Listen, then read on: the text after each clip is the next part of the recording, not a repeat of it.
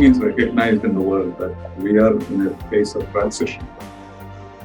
The old order has died and the new order is not born yet. Because there are so many poets and others who talked about change. Change is order of life, it can happen, it continues to happen all the time. But we have to remember that we are in a particularly critical phase in the world today because of certain developments in the 21st century. In fact, if we take the years from 2000 to 2020, you can see that there have been very dreadful events, game-changing events, which have taken place. We have been through it with difficulty. But the important thing is that these have not changed. We are still in the grip of the four events that took place in the 21st century.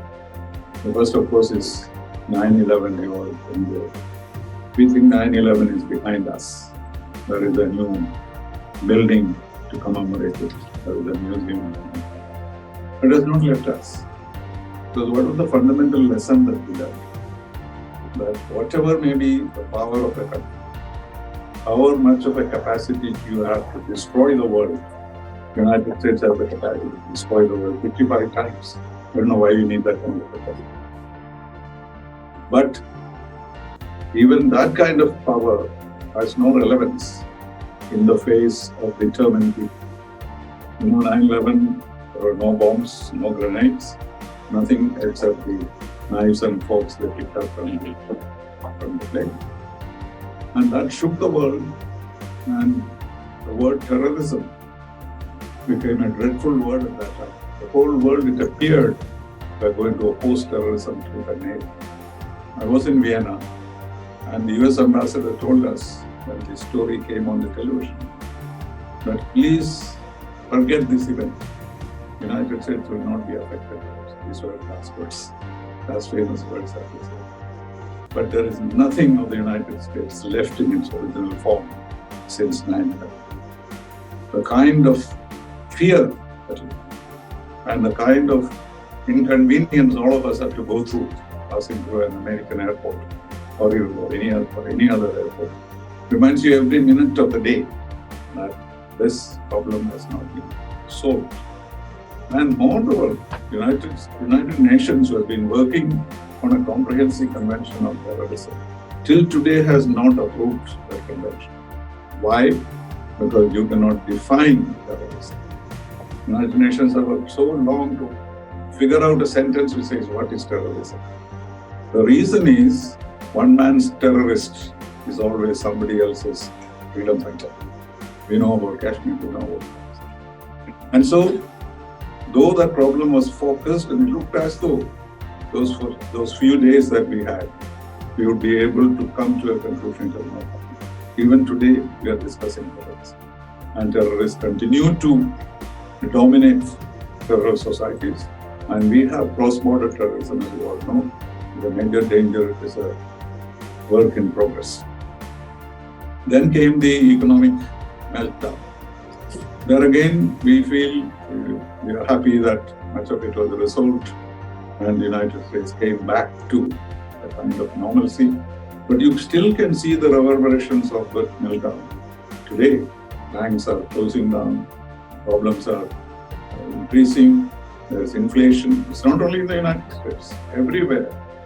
G20 was formed in order to deal with that issue.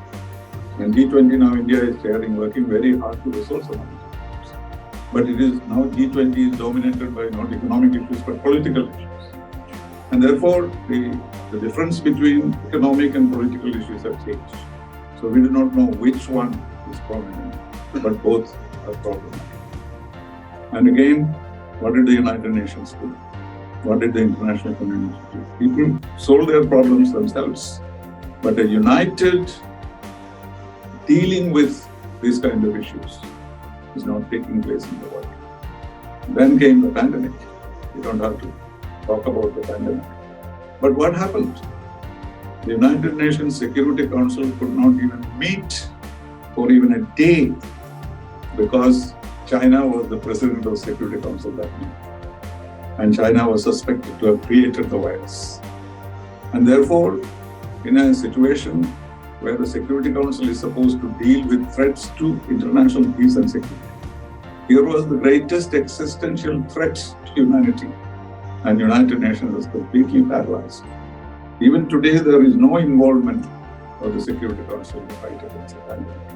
But the Chinese make sure that this will be dealt with the WHO. WHO is just a health organization. They have no capacity to deal with a pandemic.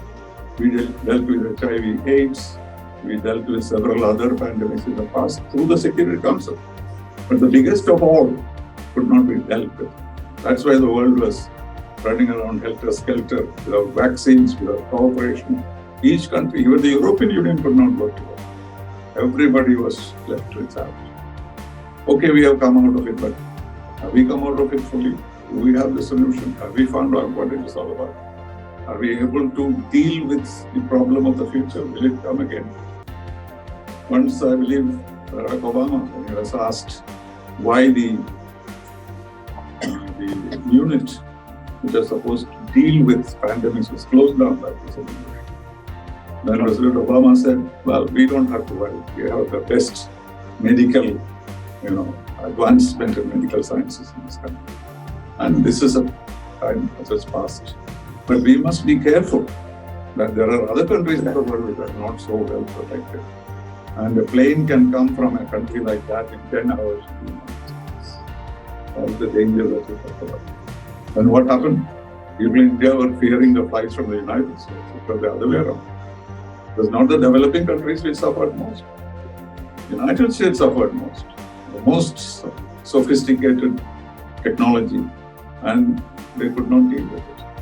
So, the effect of the pandemic has been on the whole humanity in a way that none of us will forget. And then the fourth, the most unexpected invasion of Ukraine by Russia.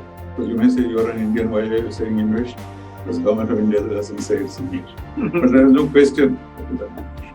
Why we have taken a neutral position is a different matter. Because our relationship with Russia is so important for us. It's a legacy relationship. Just one example. If you have to change the weapons system of India from Soviet Union to, say, Israel or to the United States, it will take us 40 years. Can you take that risk? By condemning Russia, suppose we sever diplomatic relations with Russia, it's possible. They have committed that mistake. But can we afford to do that? Everything in India, fundamentally, the development of India, is because of Russian technology, Soviet technology. It is still there. Now they have unable to deliver these 400 missiles we ordered to them. And so we are already insecure in that context. So India had to remain neutral, but there is no question that we do not approve of this war. And Prime Minister Narendra Modi spoke to President Putin in the front of global media. He told him, the President, this is not the era of contemplation of war. What more can we do? We don't need to condemn him. But he said, this is not the era for war. This is an era for cooperation, democracy, and negotiations. So India's position is not wrong. Your questions will be going. But the present moment, what I'm talking about is these four major earth-shaking events have changed the world completely. All theories of, strategic involvement of the world, how to deal with balancing the weapons of the world, all these were preoccupied. It all disappeared with 9/11. It became irrelevant. Same with the economic situation, same with the pandemic, and same with the war.